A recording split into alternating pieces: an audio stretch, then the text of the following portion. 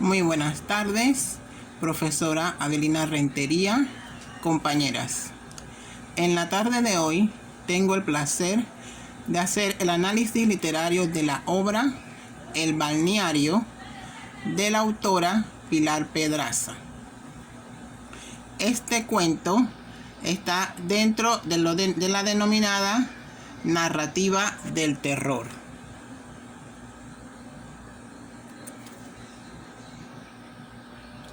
Pilar Pedraza Martínez nació en Toledo, España, el 12 de octubre de 1951. Es una escritora y profesora titular de la Universidad Española. Su obra tiene dos vertientes principales: la narrativa del terror y el ensayo. Tras doctorarse en Historia en la Universidad de Valencia, desde 1982 ejerce como profesora de cine y cine de vanguardias en la misma universidad. Los cuentos y novelas de Pilar Pedraza presentan personajes y ambientes inquietantes, en los que la presencia siniestra de lo sobrenatural, muertos que retornan a la vida, demonios, objetos encantados, se asocia a la locura, la muerte y el placer sadomasoquista. Esta temática domina su primera novela, Las joyas de la serpiente, publicadas en 1984. Y esta sufre una estilización paulatina en posteriores entregas, en La perra de Alejandría en el año 2003. Dentro de la narrativa podemos decir que los cuentos y novelas de Pedraza presentan personajes y ambientes inquietantes, en los que la presencia siniestra de lo sobrenatural nos da la temática de sus cuentos. Esta temática es la que denomina su primera obra novelesca, Las joyas de la serpiente, como anteriormente dije, publicada en 1984. La labor investigadora de Pedraza se centra en tres campos del arte: la sociedad del Renacimiento y el Barroco y el cine. Este se refleja en su trilogía compuesta por las obras La Bella, Enigma y Pesadilla, escritas en 1991 y publicadas ese mismo año. Sus obras se desarrollan alrededor de los años 1984 y el año 2009, con una serie de obras que la sitúan dentro de la rama de la narrativa del terror. Por su trabajo ha obtenido innumerables premios, entre los cuales podemos mencionar Premio Sheridan Le Fanu por su trayectoria en 1916, Premio Especial Gabriel de la Asociación Española de Fantasía, Ciencia Ficción y Terror en el año 2018 y Premio Golem de Honor en el año 2018.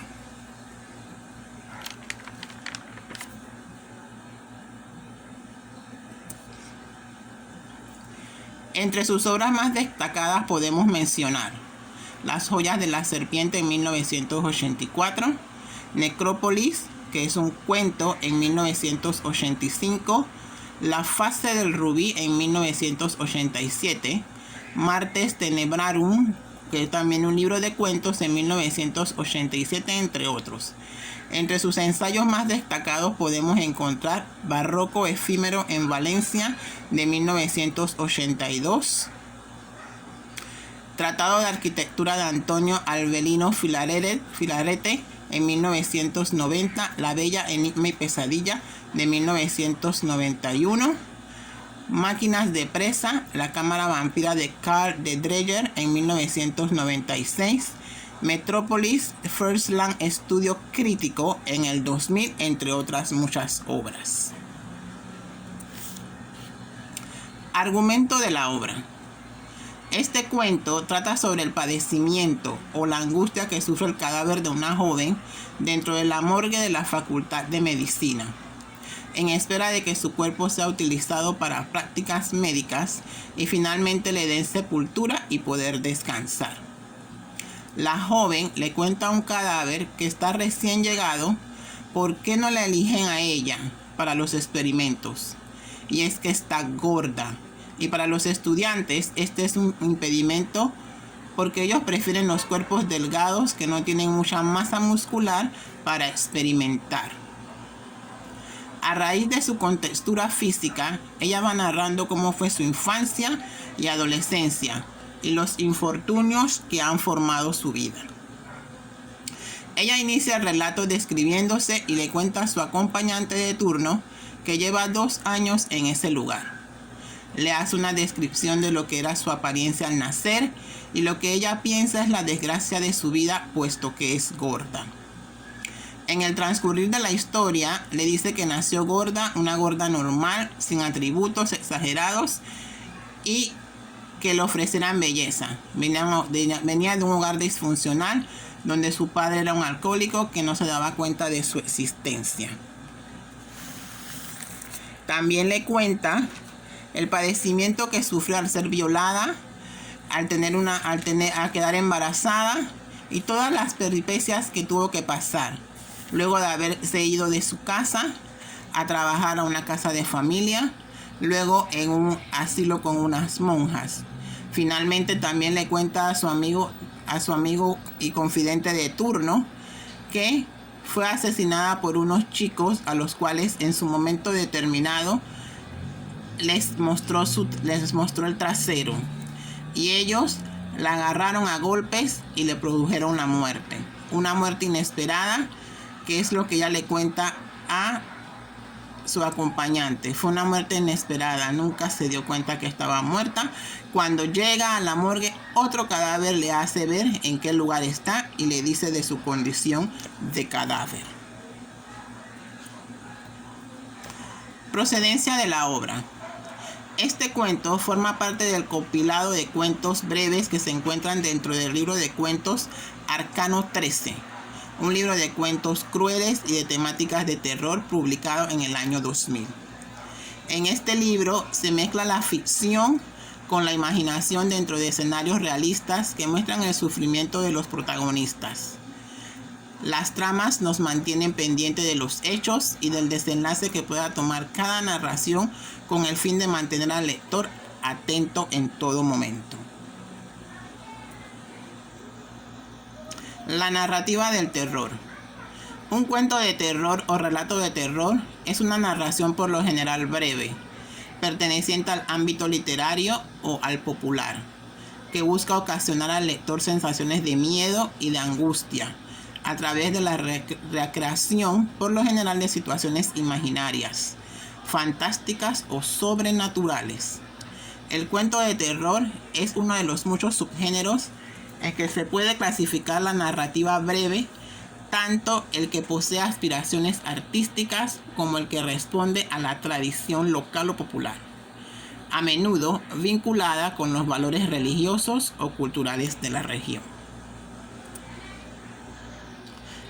Tesis. La apariencia física puede determinar tu valor para las personas.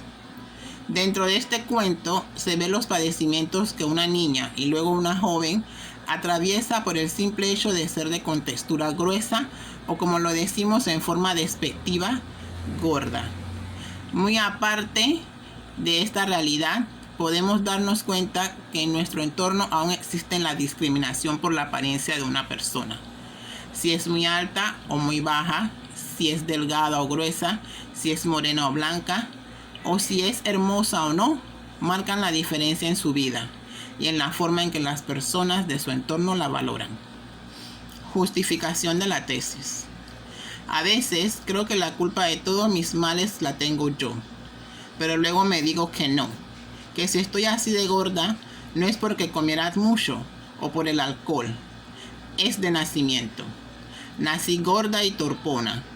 Hay gordas simpáticas y guapas, o ricas y muy listas, que se abren camino en la vida y lo pasan tan divinamente. Algunas ganan concursos y salen en las revistas, pero esas son las gordísimas, las verdaderas reinas de la grasa.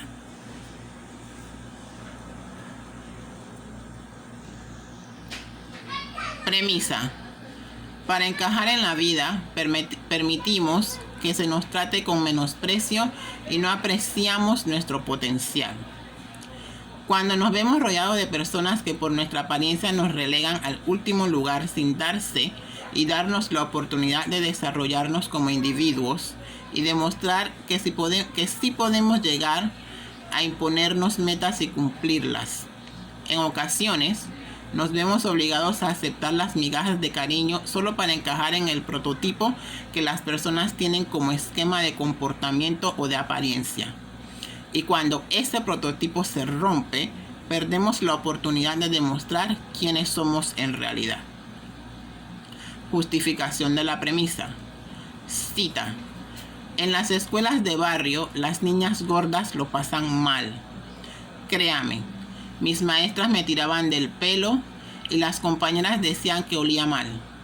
Tenían más razón que un santo. Los humos de la cocina del bar se me agarraban a la ropa y al pelo.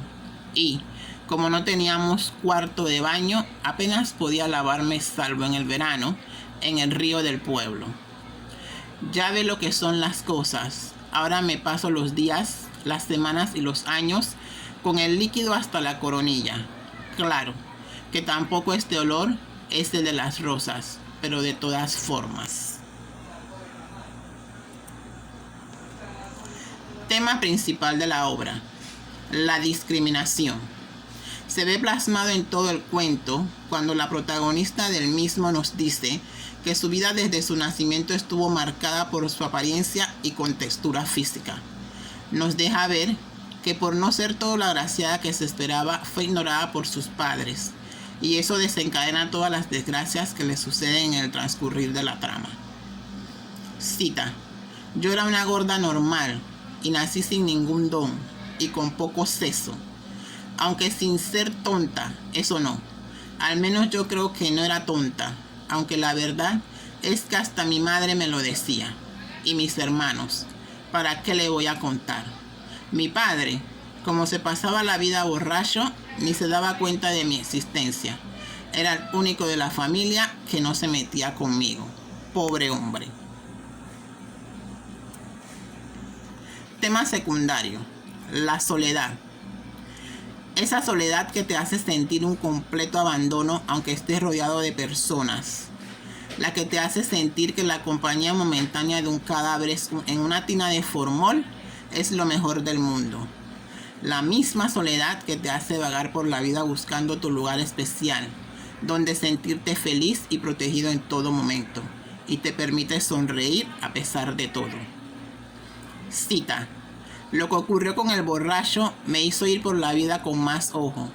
Bueno, eso creía yo, pero ya le he dicho que nunca fui un lince. Todas me las daban en el mismo carrillo. Me harté de mi familia y me puse a servir en una casa bastante buena. Tenía que cuidar de una vieja, de un par de criaturas, además de cargar con todas las faenas pesadas. La compra y la comida las hacía mi compañera, que era más presentable, aunque no se crea usted. Vaya perdón, que estaba ella. Sisaba y robaba por las dos, porque yo nunca fui capaz. Pero cuando la pescaban, me echaban la culpa a mí y así acabé en la calle. Temática de la obra. Dentro de la trama de este cuento, se puede decir que la temática gira alrededor de varios temas de carácter social, que se pueden apreciar desde el inicio de la obra. La soledad que presenta la joven, que al instante de tener compañía se siente motivada a conversar y contar su historia. La discriminación por su físico, que se puede decir es el motivo de todos sus males. La falta de interés de sus padres, que por no ser una niña bien parecida consideraron que no valía la pena ponerle atención. El maltrato laboral, que lo refleja el trato que recibió en los lugares donde fue empleada. Por último, el estar 2 años en una morgue científica y no ser sepultada por solo no contar con la apariencia necesaria para ser objeto de análisis, y luego darse la merecida sepultura. Estos temas no escapan de la realidad y nos deja ver el cuento de horror real que puede vivir personas comunes y corrientes. Cita: me dice que pronto acabaría todo eso y que al fin y al cabo iba a ser útil a alguien. Pero cuando me destaparon en la sala de prácticas y vi la cara que ponía el ayudante, me temí lo peor. Y así fue. Dijo que estaba muy gorda y que no servía. Y por si fuera poco, tuve que aguantar bromas del peor gusto por parte de los muchachos. Una chica vomitó y se fue llorando diciendo que no volvería más. Era finita como una caña. Los otros le dijeron que sí volvería y que con ella podrían hacer un ejercicio realmente bueno.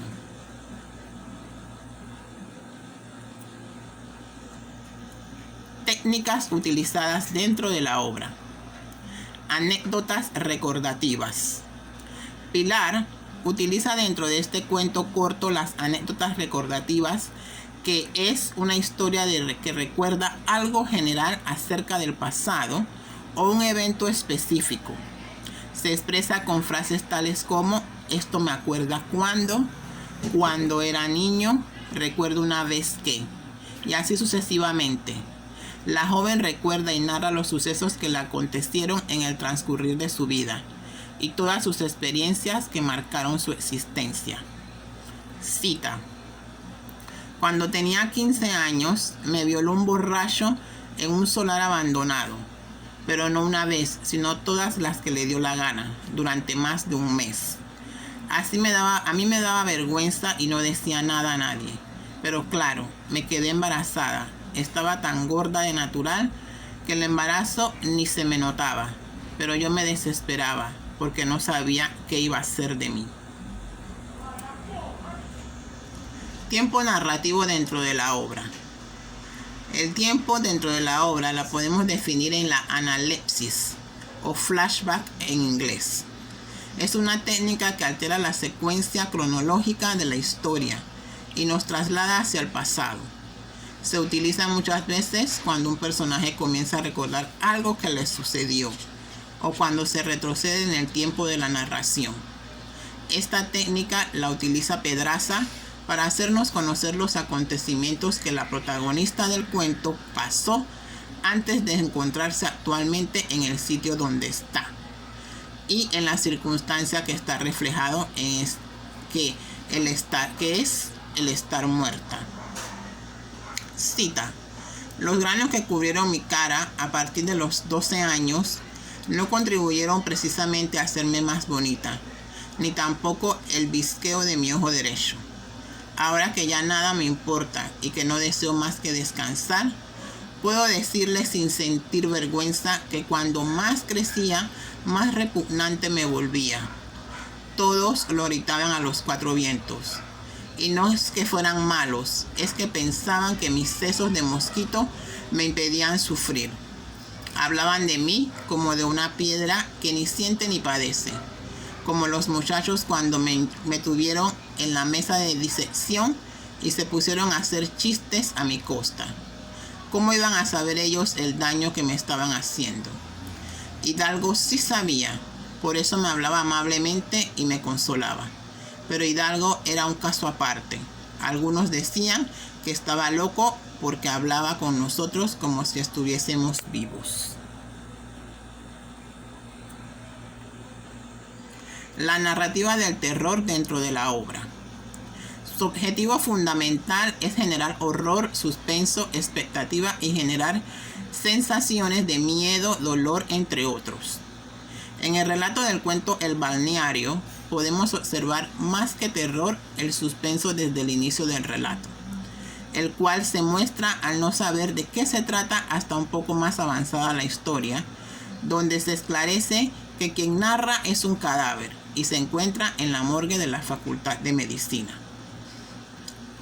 No se preocupe ni ponga esa cara, hombre. Su estancia aquí no será larga.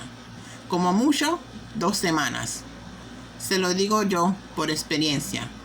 A estas alturas del curso nos necesitan más que nunca. Y los que tienen la suerte de estar tan delgaditos como usted no duran nada. Pronto descansará y se librará de estas apreturas y, sobre todo, de este olor. Yo ya ni lo noto, pero comprendo que un recién llegado sí. Cuenta con 3 pilares fundamentales. Un personaje quien es sobre el que recae la acción, con una voz que relata la historia denominado narrador y con una acción relacionada y desenvuelta en torno al suspenso. Nuestro personaje principal era una joven. La misma narra la historia. Podemos apreciar que va relatando aspectos del lugar donde se encuentra, al igual que de su vida y su muerte. Es la que pone al corriente de los sucesos a los cadáveres que llegan por primera vez a la morgue. Es la que mantiene el interés dentro de la obra y nos mantiene a la expectativa en todo momento. Cuando me trajeron a mí, me mareé muchísimo. Creí que me moría. ¿No es gracioso? No se apene, señor. Uno acaba por acostumbrarse. Dígamelo a mí, que llevo aquí 2 años. Se dice pronto. Oh, 2 años. Ya me ve tan fresca. Bueno, de fresca nada. Estoy muy corriosa, cada día más. A veces me desespero, ¿sabe? Me gustaría tumbarme y sobre todo estar seca. Este caldo es mi desesperación. Pero ¿qué le voy a hacer? Ni puedo salir, ni me sacan. A ratos pienso que me han olvidado, pero ya. Sé que tarde o temprano les seré útil. Y la espera me da una ansiedad. Si al menos supiera que me han olvidado para siempre, tal vez yo también me olvidaría de mí misma y dejaría de sufrir. Los personajes pueden ser reales, ficticios o imaginarios. Dentro de su narrativa, Pilar Pedraza utiliza personajes que le den un toque de misterio a sus historias. En El balneario observamos un relato real, que toma matices irreales al darnos una temática donde un cadáver nos cuenta la historia, de forma que el que inicia no sabe qué está pasando, hasta que se ve inmerso en el misterio y suspenso que caracteriza a los cuentos de terror. Yo también estaba muerta, pero no acababa de creérmelo, porque no sentí la muerte. Me vino como me haya venido todo en la vida, sin darme cuenta cabal de las cosas. Un muerto me tuvo lástima y me explicó dónde estábamos y qué iban a hacer conmigo. Me consoló diciéndome que, cuando acabaran, me enterrarían y por fin podría descansar. Me habló del señor Hidalgo y de lo bien que se portaba con los cadáveres y no tardé en comprobarlo.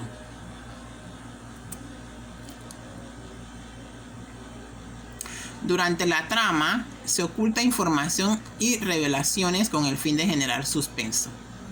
Las revelaciones de este cuento son develadas en su momento justo para llenar de curiosidad al lector y mantenerlos atentos y expectantes de todos los detalles que van aconteciendo.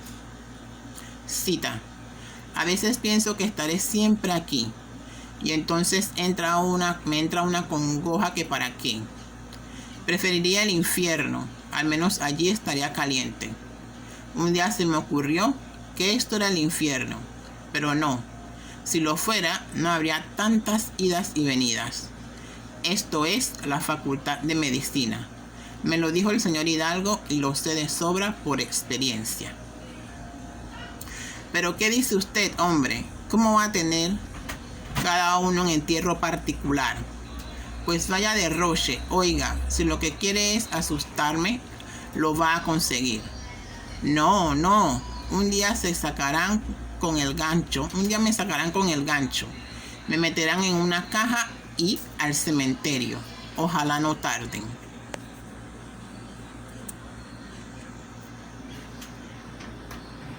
Los cuentos de terror pueden ser de carácter urbano, fantástico, con alegoría moral y con metáforas psicológicas. Este cuento tiene dentro de sus líneas una temática de carácter urbano. en el que vemos y nos demuestra la pobreza de una familia que no tenía lo indispensable para asearse a menudo, que los obligaba a ir al río para tomar un baño. Por otro lado, es fantástico, ya que le da vida a un cadáver con la intención de hacernos conocer la trama que se desarrolla en cada una de las oraciones que conforman este excitante cuento. Lo moral, o la falta de ella, se ve desde que la joven inicia a contar su historia. La falta de interés de los padres, la violación de la que fue víctima, el embarazo producto de esta violación, la pérdida de la criatura y luego su forma de deshacerse del cuerpecito de su hijo. El maltrato, la pérdida, el maltrato de los empleadores y de las monjas, y por último la forma tan cruel en que fue asesinada. El matiz psicológico está en todo lo que ella siente que ha sufrido por el simple hecho de haber nacido con una belleza normal. Desde ese instante su sufrimiento psicológico se ve marcado.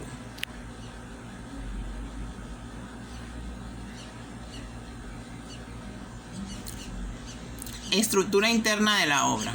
Dentro de la estructura interna del cuento podemos percatarnos de que está compuesto de un inicio, un desarrollo y un desenlace.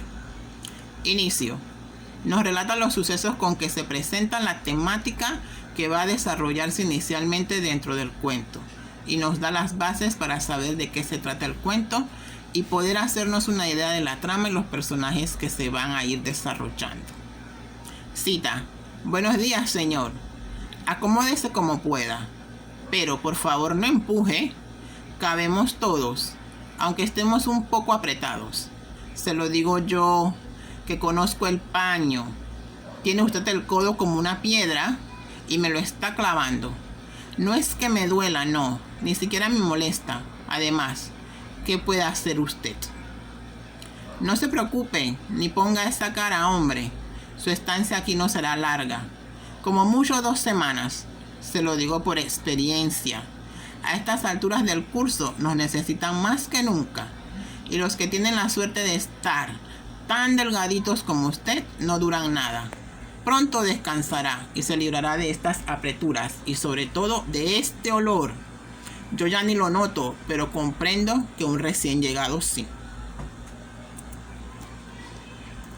Desarrollo.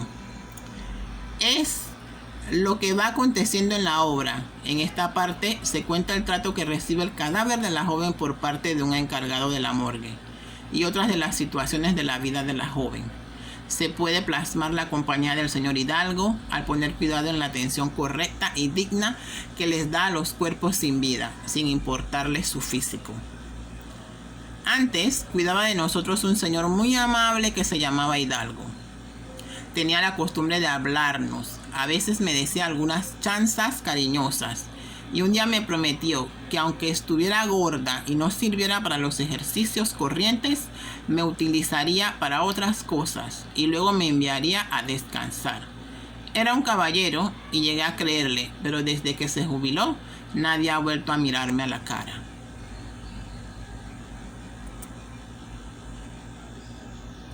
El desenlace. Esta parte está sumergida en la maldad y en la ignorancia de unos jóvenes que al ver a la vagabunda joven le propinan una golpiza que le causa la muerte. Y una muerte inesperada al punto que al llegar a la morgue, otro cadáver es el que le informa en qué lugar se encuentra. Una noche que volvía de recoger cartones, me salieron al paso 4 o 5 chicos bastante mayorcitos. Estaba todo oscuro y no se veía un alma por aquellos adurriales, porque hacía un frío que pelaba. La botella de vinacho que llevaba en el cuerpo hizo que no sintiera miedo. Me levanté las faldas y les enseñé el trasero. En vez de reírse, se asustaron. Ya ve lo que son las cosas. Pero no se movieron del sitio y uno me dio un puñetazo en el pecho. Luego otro cogió un pedazo de lavado de un montón de desperdicios y se vino derecho a mí, como si quisiera estampármelo en la cara. Ya no supe más del mundo. Me desperté rodeada de muertos tiesos en esta fosa de formol. Tiempo cronológico en la obra. Este cuento corto tiene un tiempo de 2 años, que son los años que la joven muerta lleva en la morgue de la Facultad de Medicina, en espera de que utilicen su cuerpo para prácticas y luego ser sepultada. Por otro lado, en retrospectiva, según el relato de sus vivencias, podemos decir que esta joven muere con más o menos unos 20 años de edad. No se apene, señor, uno acaba por acostumbrarse. Dígamelo a mí, que llevo aquí 2 años. Se dice pronto, 2 años. Ya me ve tan fresca. Bueno, es un decir, de fresca nada. Estoy muy corriosa cada día más. A veces me desespero, ¿sabe?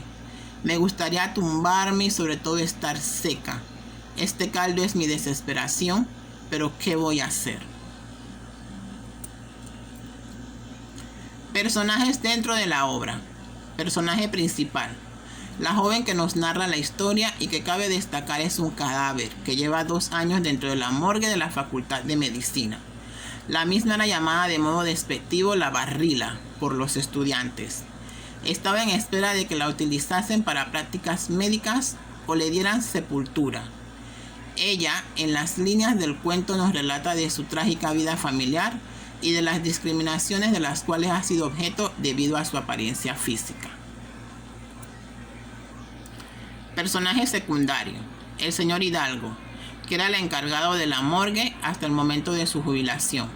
Él era amable y consolaba a la barrila cuando los practicantes se mofaban de ella. Él, en cambio, la llamaba de cariño bolita de cebo y le decía que ella era su preferida. Lo consideraban un tanto loco porque se pasaba el rato hablando con los cadáveres como si aún vivieran. Personajes incidentales. El cadáver nuevo que le ponen al lado a la joven y el cual ella aprovecha para contarle su historia y no sentirse tan sola. Valorización personal de la obra. La obra nos refleja en una forma poco particular los sentimientos que las personas podemos pasar por no encajar en los estereotipos establecidos de belleza y estética que solo nosotros, los mismos seres humanos, imponemos. La discriminación del tipo o forma que sea es maltrato, que inicialmente es psicológico